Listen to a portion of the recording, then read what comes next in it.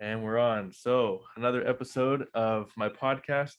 I've kind of juggled with names, and I've decided to name it the podcast, the End All Podcast. And the reason I came up with this name is because I feel at this point in our society, we've devolved in our speaking and linguistics and our ability to communicate to the point where everyone has to go choose their favorite podcast instead of having like real conversations with real people.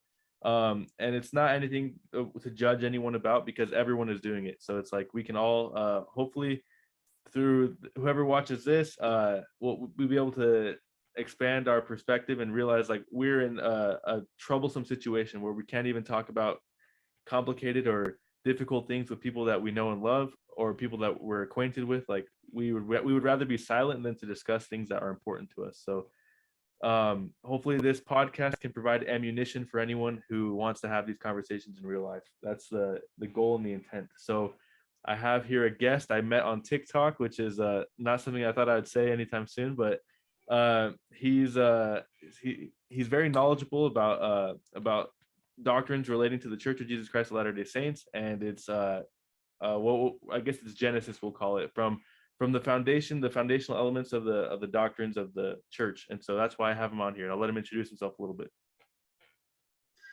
Thanks. Yeah, I'm on TikTok as the 1889 Mormon.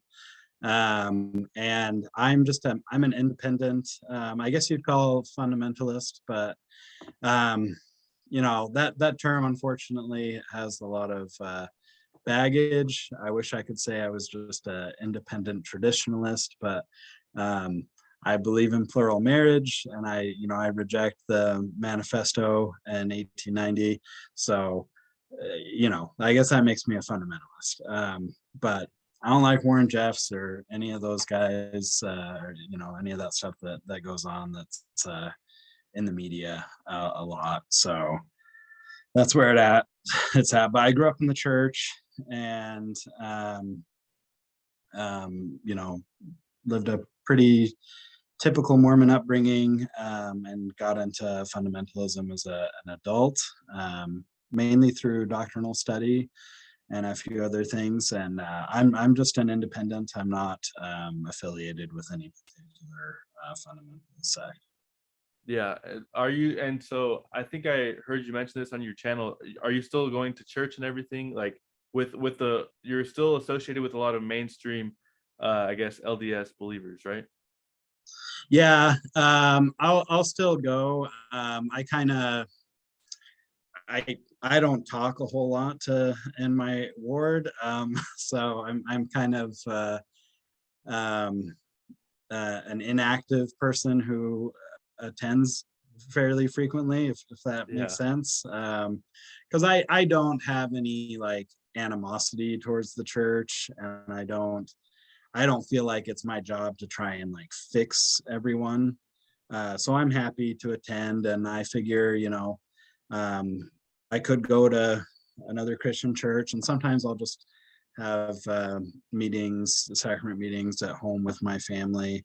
But I figure if I'm going to the local LDS ward, at least some good things will be said about the Book of Mormon, and I can correct my kids on a few of the things that I disagree with later. So. Yeah, that kind of made me laugh because I'm sure you're not so quick to raise your hand and kind of disagree with all the comments. Like, because in Sunday school, in a Sunday school setting, it's really common for everyone to piggyback and to agree. Like, oh, I love that comment. I wanted to add on to that. It would be out of place for you to kind of raise your hand and say, actually, like, and you Yeah. totally disagree with everything. Yeah, that would be a little bit disruptive. I can imagine. Yeah, I bite my tongue a lot. But if there's something tame, I have a good sense of what people are okay with at church, and it's not my goal to try and make people uncomfortable. Yeah. I get on TikTok for that. So. Yeah, that's perfect. I guess just a little bit of background because I don't even know if I've introduced myself to the podcast, even though no one really watches or listens yet. But I am the same. I grew up in the church, and I recently, a year ago, recently came back from a mission that I served for the church, and it was on my mission. I had this realization. I was like, if I am gonna claim to believe all these principles that I am teaching, I need to know exactly where they're at in the scriptures before I take anyone else and lead them down this path. I need to know exactly where I stand. And as I went through reading all the scriptures that I could find, I realized a lot of my beliefs were taught to me incorrectly. In some way or another, someone had taught me something that was just an incorrect interpretation of doctrine. And I feel like this happens a lot in the church, where our Sunday school lessons or whatever it may be, even in the house, a lot of things are spoken by word of mouth, and it's not too often that we actually pull the scriptures out and read more than just like 5 verses at a time. So that's where I realized I had a lot of questions, and as I went answering these questions, I started formulating these ideas and things that were like different from what I'd been taught growing up. So I figure that yeah, I figure a lot more people could benefit from the same exposure of hearing these ideas and deciding for themselves what they believe. And so I love, like you mentioned, that you grew up like in the church, and it was when you were an adult that you converted to these different doctrines that you currently believe. And I think that's different than most people would assume, that you grew up this way. You grew up being taught these what would we like, I guess we'll say fundamentalist, just to say that people would assume you grew up with these beliefs, but then in reality that's not the case. So I kind of wanted to start it off by asking you, what are these fundamentalist beliefs, and how are they different from like the traditional beliefs? I'm not traditional, the current mainstream beliefs of the church. What are those doctrines, and how are they different, I guess, in general? Yeah, well, I mean, I've heard people say that anytime the church makes a major change, there's a huge wave of people that moves over into the fundamentalist groups or become independents. Because, we all have this sense that the gospel is eternal and unchanging. And the things that God reveals from heaven should stay being true, even if we're getting ridicule from the outside world for it. If people are looking down on us and calling us crazy, we're like, well, what can we do? That's what the Lord said to Joseph Smith. I'm not going to change it. And so anytime there's a change, it kind of leads to that. For me, I was kind of similar to you before I left on a mission. As I kind of gained a testimony of the gospel as a teenager, I thought, well, I really want to be prepared for my mission. I want to be able to answer all the tough questions. And so I would read anti-Mormon literature. I would read and then like apologetic responses, and I'd go back and forth because I really wanted to be able to like answer that tough question that somebody sprung on me. And you kind of over prepare, and then you go on a mission and you find out like most people like aren't gonna like spring that stuff on you. But one of the things that came up with was the Adam God doctrine. And at first, there's kind of this apologetic response, which is just that, oh, Brigham Young, he was probably misquoted. There's that weird quote where he says that Adam is our father and our God, but I'm sure that's not what he meant. And, they might not even have written it down right. He could have been saying something else. And I kind of accepted that explanation as I was preparing for my mission. And I think the one or two times that I ran into it as a missionary, that's what I said. I was like, oh no, like, that's not what we believe. That isn't even what Brigham said. No big deal. And then as I got home from my mission, I, got married in the temple, got, kind of moving along and wanting to always study and know more about the gospel.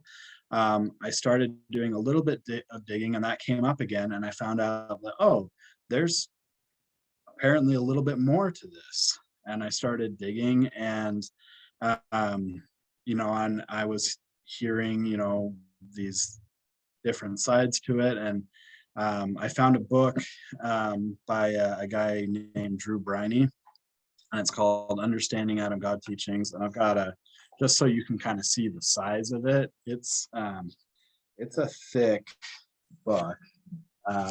It's a big thing here. And, he went through and he gathered just about every single statement he could find about Adam God teachings and compiled them together. And it serves mainly as a reference. He has kind of limited commentary on it because he just wants people to be able to read through and decide.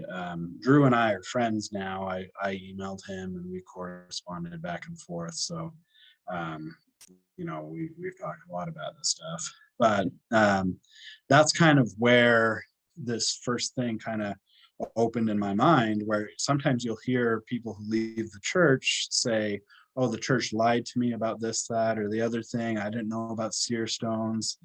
And I'm like, you should have known about seer stones. Like, you should do reading. You should know about this stuff. But with the Adam God doctrine, that's something that the church really did try to hide. They changed the text of hymns that are still in the hymn book. Sons of Michael. It's kind of an obscure one. We don't sing that very often, but it's I've still never in the heard hymn that. book. Yeah. You can look it up. It's hymn number 50. It's still there, but the text has been completely changed to take all the Adam God doctrine out of it. And and I'm reading like the side by side. This is what's in the hymn book now, and this is what was originally written in the hymn. And I was like, oh wow, like they really changed this. And you'd hear people kind of answering the Adam God doctrine. Well, if you've ever been to the temple, Adam God can't be correct because you see Heavenly Father and you see Adam, and they're not the same person. But the temple has been totally changed. There was a whole lecture at the Veil where the Adam God doctrine was taught extensively before you go through the veil when you're going through your endowments. So this is an area where the church really did try to just kind of memory hole this and make sure no one ever knew about it. And that was the thing that kind of fascinated me about it. And that led to more study, things about plural marriage, and even like more simple doctrines like rebaptism, and a few other things like that really led me to say, I think that the church is kind of off the path here. Yeah. So I did confirm it is here in the hymn book. Sons of Michael he approaches. So that's super interesting. I never knew that. And Yeah. I did have a thought while you're talking. So I mean, it does seem like a genuinely dishonest thing to try and obscure information about, like if it was a person that was trying to hide something about their past, you would obviously want to see if someone had done something like that in the past, you would want to see them change and admit the change, not try and Right. hide. Yeah. So that makes sense why that it's a big question mark. Like, why would that even be the case? Why would they try and hide that if that's like a historical fact? So I had this thought the other day because you'll always see these anti-Mormon TikTok posts about quotes from different people. And I imagine in Brigham Young's day, he like these days we have the cancel culture that keeps everyone like fearfully in check. I Yeah. imagine Brigham Young was not worried about what other people thought about what he said, because that community was so tight knit. I guess everyone Yeah. respected him and everything. So I'm sure he had the comfort to say things that he had no fear of holding back. So he really was saying what he really thought and what he really believed. And that's something that these days people will be partial about the truth. They won't say everything they think. They'll hold themselves back. They're thinking like, I shouldn't say that because who knows who's listening, right? And so it's super Right. interesting. Yeah. Yeah, I might say it this way and someone will understand it to mean something completely different, and then I'll have to be having no, that's not what I meant. What I meant was this. And yeah, it can be a pain. But that's also one of the things that people have responded to the Adam God doctrine with is by saying that oh, that was just Brigham's theory. It was just this weird idea that he had, and he was trying to work it out, and it just like later the church leaders realized that he was just off. In reality, there's a good amount of evidence that this doctrine came from Joseph Smith. And it's just like you said, where they kind of had to teach it more in private, like during the Nauvoo period. And it was once the saints are out west and they're surrounded by friends and they're not really worried about having to have all this antagonism, that Brigham can preach pretty freely. And it's just like with plural marriage. We know plural marriage was happening in secret in Nauvoo. And then once they were safe in Utah, they taught it and lived it very openly. And the Adam God doctrine is the same kind of thing, where Joseph Smith was teaching it. You've got some of his wives saying that he taught it to them. You've got Brigham Young saying that he taught it. Brigham Young didn't claim to be an innovator. He wasn't coming up with new doctrine. He was saying, this is what Joseph taught me. This is the gospel, and I've got a testimony of it myself, but this is what I received from Joseph.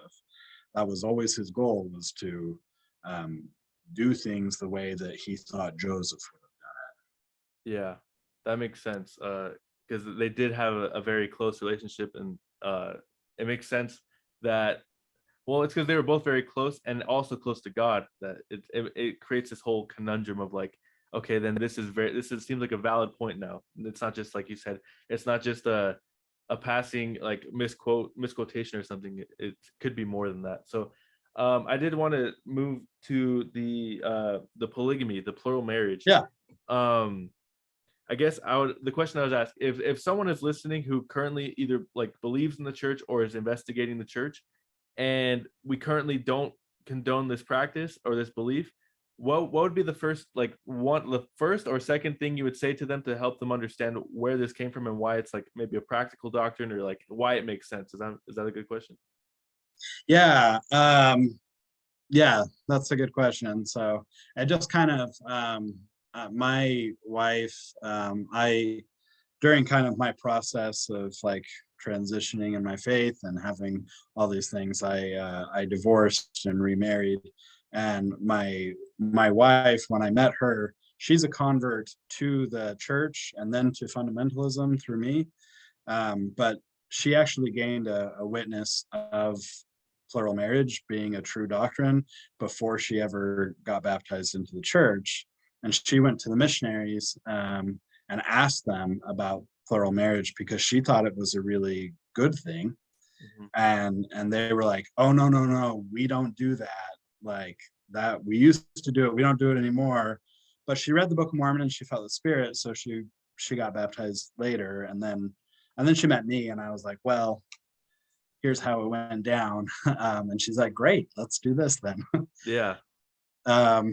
So yeah, what I would say to someone like that is, I mean, ultimately, where you go and what you do, I think should be a spiritual decision that you make with your Father in heaven. God has a plan for your life. And so I would say that to anybody. So if you're at home in the LDS church and you don't feel called to live plural marriage, fine, that's great. If that, like, I never want to dissuade anyone from doing what they believe is right for them to do. Yeah. But with plural marriage, I just say that it definitely was taught as an essential doctrine for exaltation and to receive a fullness of God's glory.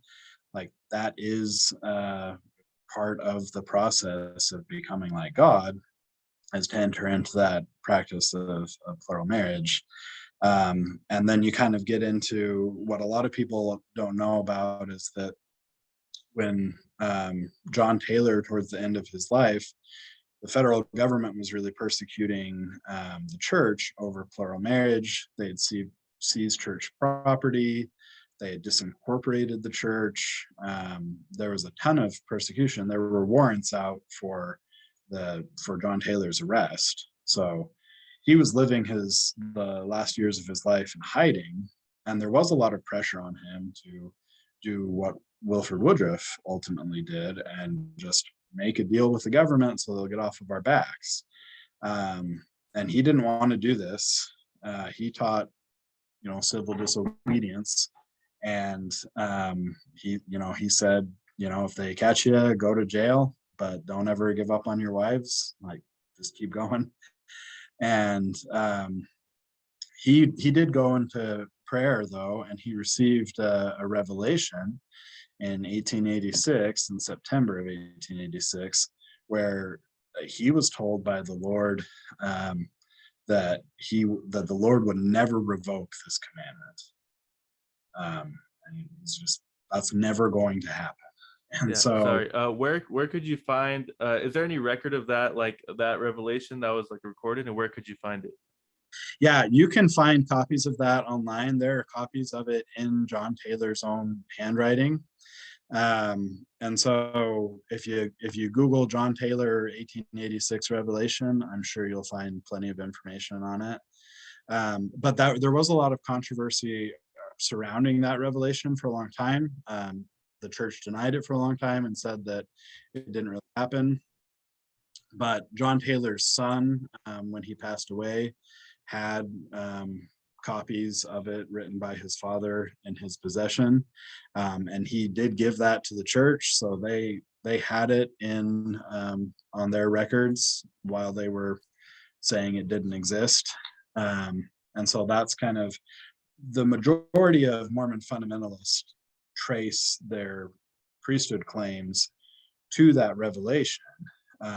We can absolutely prove for sure that John Taylor did receive that revelation, and you can go read the text of it.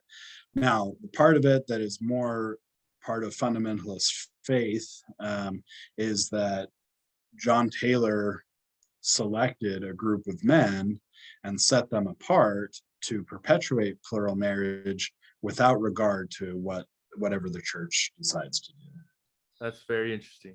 Because that did bring me to a question I was thinking about is because I know, like you said, the issue with plural marriage ending was a legality issue of like the Constitution and like the government cracking down.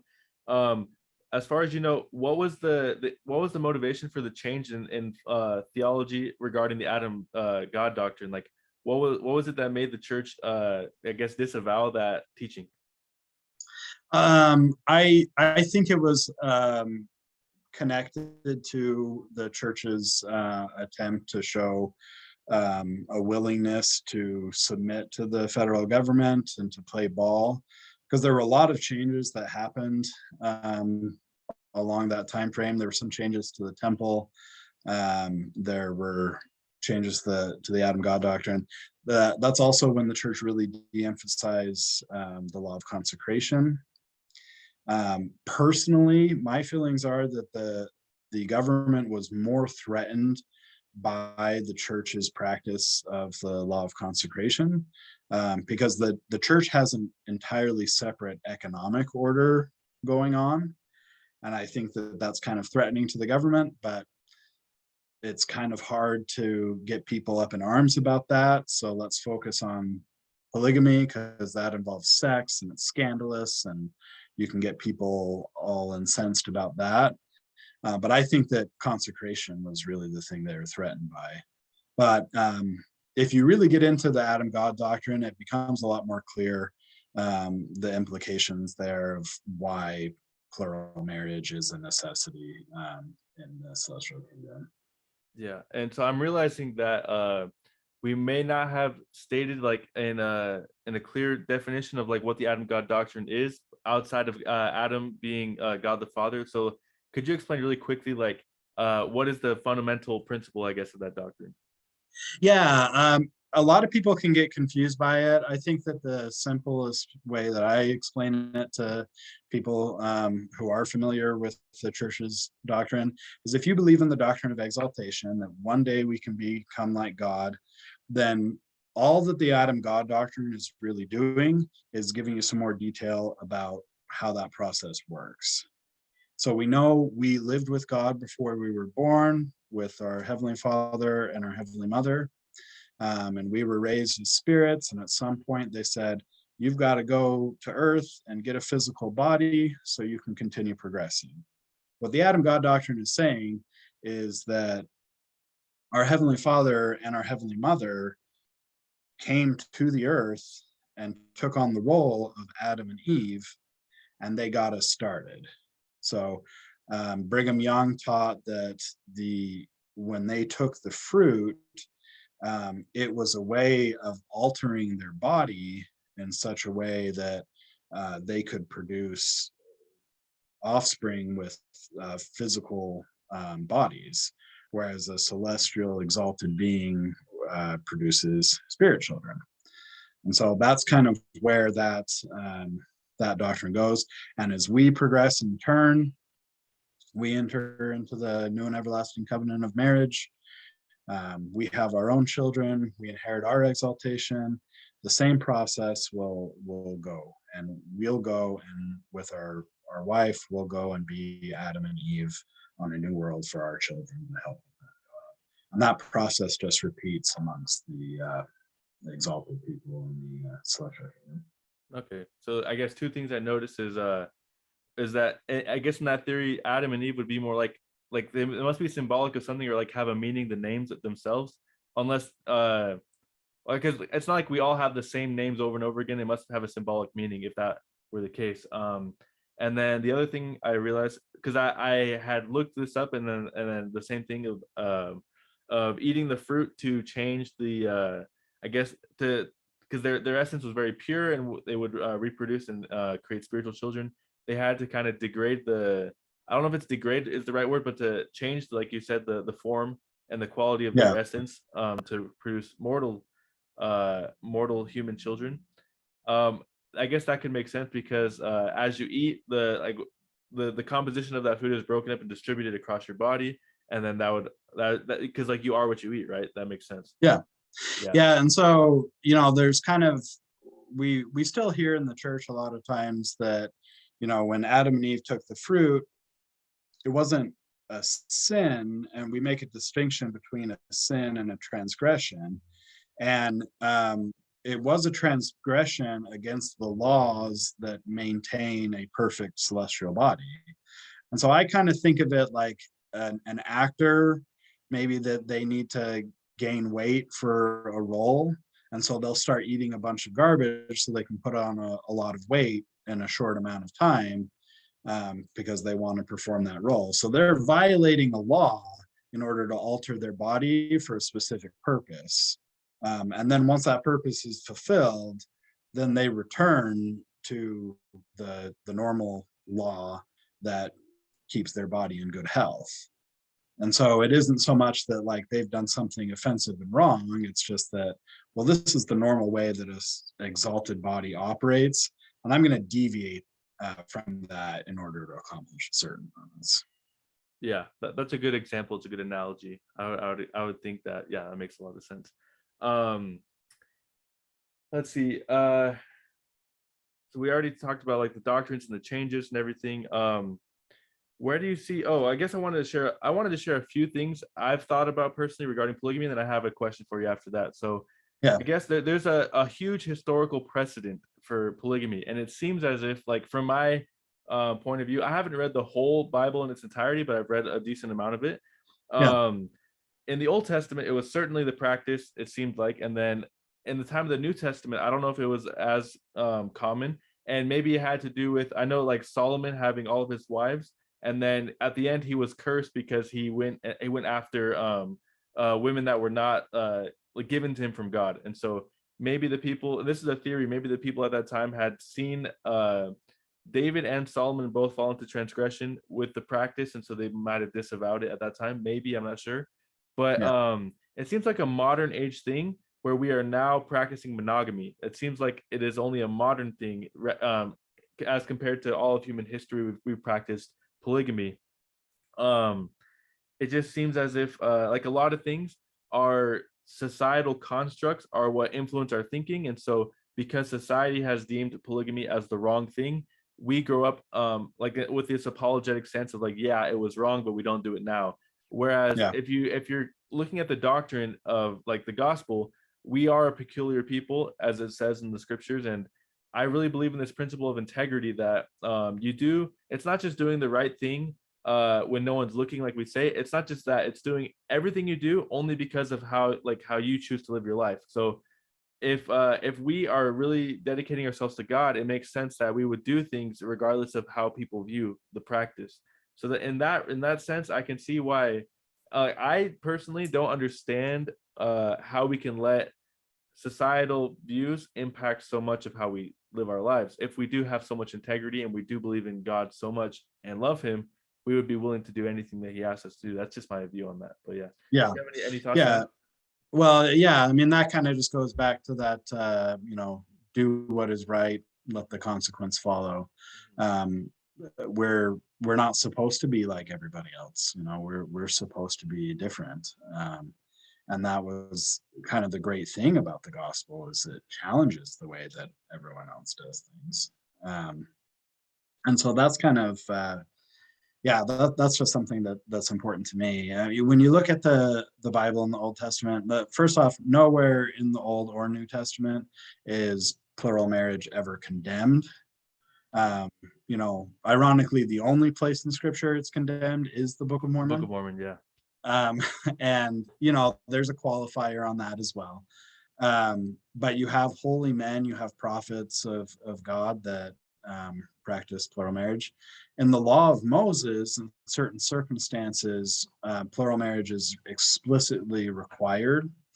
So you have levirate marriages where, if you've got two brothers and one of them dies in battle, the remaining brother has an obligation to marry his brother's widow, so that her children, she can still have children, and through him, by extension, the deceased husband will be able to have children raised in his name.